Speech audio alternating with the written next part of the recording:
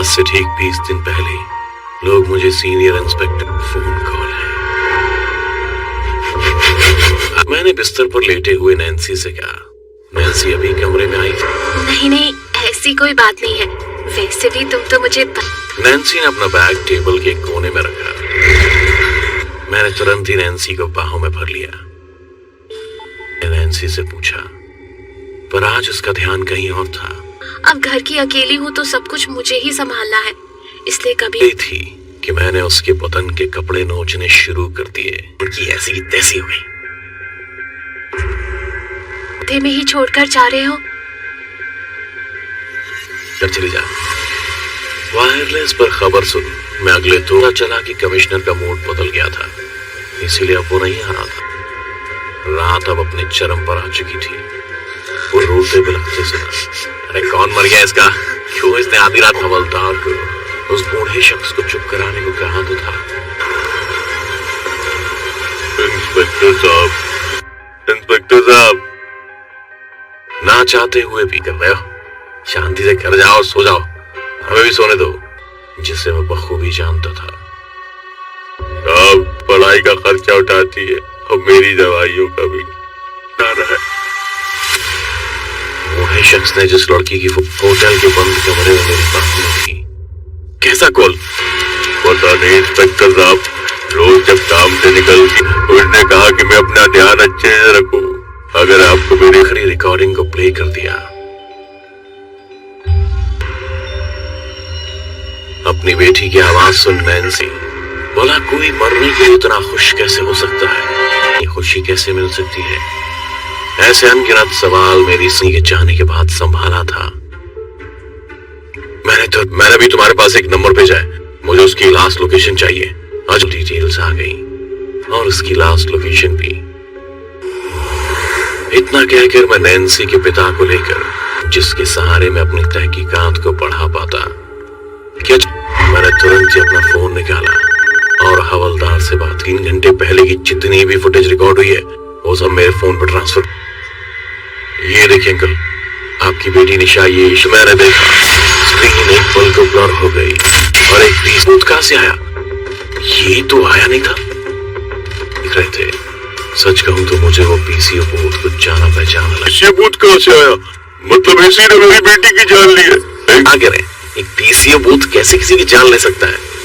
मुझे तो क्योंकि ये पीसीओ बूथ मेरा ही हुआ करता था और 15 कुछ समझ नहीं आ रहा था। अंकल साहब बताओ बात क्या है? इंस्पेक्टर साहब, आज से 15 साल थे। फिर एक दिन एमएलए का बेटा, मामला चारों तरफ फैल गया तो एमएलए और उसके दोस्तों आने को कहा, वरना वो मेरा भी वही हाल करते जो भी मारने की धमकी दे रहे थे। मैं मजबूर था इंस्पेक्टर का गवाह बन जाता और उन मुजरिमों को सजा दिलवाता। साथ घूमे, पता नहीं लोगों का कहना तो इसी पीछे भूतने वाला है। पर जिस इंस्पेक्टर ने उस केस की, तभी निशा के पिता ने बुदबुदाते हुए कहा। निशा के पिता बोल ही रहे थे कि मैंने उनकी बात, जिस लड़की को मेरे बूथ में जिंदा जलाया गया था,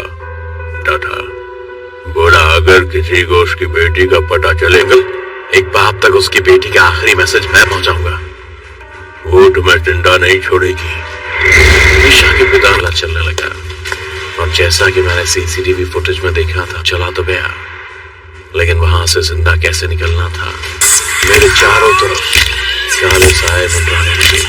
फोन उठा और किसी अपने को फोन कर। और शक्तियों से लड़ने में लगा था। उतनी देर में वो काली शक्तियां, मैंने उन काली शक्तियों से कहा, जिसे सुन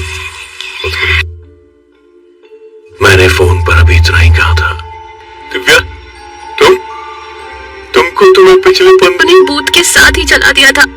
फिर मैंने अपना बदला ले लिया है, जिसने मेरी केस की फाइल को क्लोज कर दिया था। और मैंने उसका केस क्लोज किया था। दिव्या की आत्मा मेरे। दिव्या, ये अनर्थ मत कर, मैं मानता हूँ, तेरे साफ दिलाऊंगा तुझे, तू बस उस इंस्पेक्टर को छोड़ दे।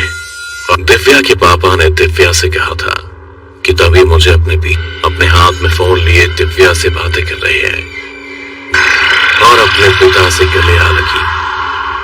तो मरने के बाद भी एक बार अपनी बेटी से इतना ही प्यार करता। मुझे मेरी गलती का एहसास हो चुका था और ये रात मेरा वहम भर था और कुछ नहीं। छोड़, अपना जुर्म कबूल कर लिया। हाँ, पर कम से कम मैं अपनी नजर में तो बेगुनाह रहूं। और अगर आप चाहते हैं कि आपकी भी डरावनी कहानी देखें तो आपकी हो। आज से ठीक 20 दिन पहले लोग मुझे सीनियर इंस्पेक्टर फोन कॉल है। मैंने बिस्तर पर लेटे हुए नैन्सी से कहा। नैन्सी अभी कमरे में आई थी। नहीं नहीं, ऐसी कोई बात नहीं है। वैसे भी तुम तो मुझे नैन्सी ने अपना बैग टेबल के कोने में रखा। मैंने तुरंत ही नैन्सी को बाहों में भर लिया। नैन्सी से पूछा, पर आज उसका ध्यान कहीं और था। अब घर की अकेली हूँ तो सब कुछ मुझे ही संभालना है, इसलिए कभी थी कि मैंने उसके बदन के कपड़े नोचने शुरू कर दिए। उनकी ऐसी तैसी हो गई। थे में ही छोड़कर जा रहे हो? चली जा। वायरलेस पर खबर सुन। मैं अगले पता चला कि कमिश्नर का मूड बदल गया था, इसीलिए अब वो नहीं आ रहा था। रात अब अपने चरम पर आ चुकी थी। वो रोते बिलखते सुना, अरे कौन मर गया इसका? क्यों इसने आधी रात हवलदार को उस बूढ़े शख्स को चुप कराने को कहा तो था। इंस्पेक्टर साहब, ना चाहते हुए भी कर रहे हो। शांति से घर जाओ और सो जाओ, हमें भी सोने दो। जिसे मैं बखूबी जानता था। अब पढ़ाई का खर्चा उठाती है और मेरी दवाइयों का भी उठाना है। बूढ़े शख्स ने जिस लड़की की होटल के बंद कमरे में मेरी बात की। कैसा कॉल? पता नहीं इंस्पेक्टर साहब, रोज जब काम से निकलती उसने कहा कि मैं अपना ध्यान अच्छे से रखूं। अगर आपको मेरी आखिरी रिकॉर्डिंग को प्ले कर दिया। अपनी बेटी की आवाज सुन नैन्सी बोला, कोई मरने के लिए इतना खुश कैसे हो सकता है? ये खुशी कैसे मिल सकती है? ऐसे अनगिनत सवाल मेरी सी के जाने के बाद संभाला था। मैंने भी तुम्हारे पास एक नंबर भेजा है, मुझे उसकी लास्ट लोकेशन चाहिए। आज डिटेल्स आ गई और उसकी लास्ट लोकेशन भी। इतना कहकर मैं नैन्सी के पिता को लेकर, जिसके सहारे मैं अपनी तहकीकात को बढ़ा पाता, क्या मैंने तुरंत ही अपना फोन निकाला और हवलदार से बात। 3 घंटे पहले की जितनी भी फुटेज रिकॉर्ड हुई है वो सब मेरे फोन पर ट्रांसफर। ये देखिए अंकल, आपकी बेटी निशा, ये मैंने देखा। स्क्रीन एक पल को ब्लर हो गई और एक पीस बूथ कहां से आया? ये तो आया नहीं था। दिख रहे थे। सच कहूं तो मुझे वो पीसीओ बूथ कुछ जाना पहचाना लगा। ये बूथ कहां से आया? मतलब इसी ने मेरी बेटी की जान ली है?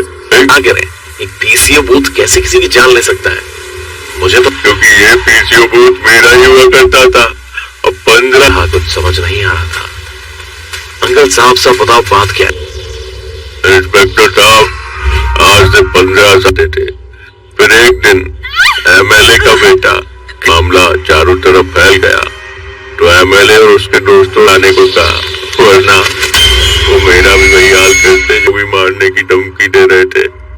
मैं मजबूर था इंस्पेक्टर का गवाह बन जाता और उन मुजरिमों को सजा दिलवाता।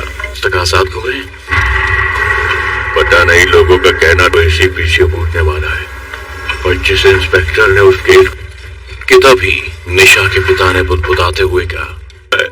निशा के पिता बोल ही रहे थे कि मैंने उनकी बात, जिस लड़की को मेरे बूथ में जिंदा जलाया गया था,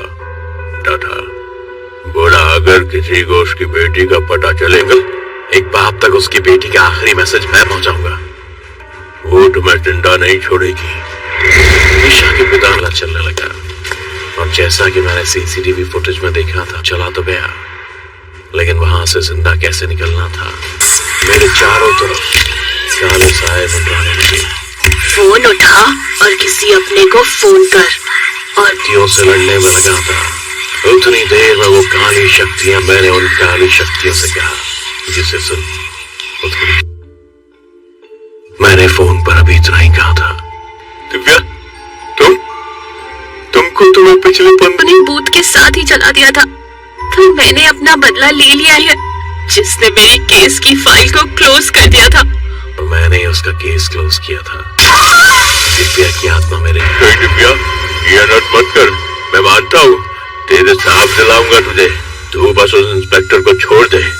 और दिव्या के पापा ने दिव्या से कहा था कि तभी मुझे अपने हाथ में फोन लिए दिव्या से बातें कर रही है और अपने पिता से गले आ लगी। तो मरने के बाद भी एक बार अपनी बेटी से इतना ही प्यार करता। मुझे मेरी गलती का एहसास हो चुका था और ये रात मेरा वहम भर था और कुछ नहीं। छोड़, अपना जुर्म कबूल कर लिया। हाँ, पर कम से कम मैं अपनी नजर में तो बेगुनाह रहूं। और अगर आप चाहते हैं कि आपकी भी डरावनी कहानी देखें तो आपकी हो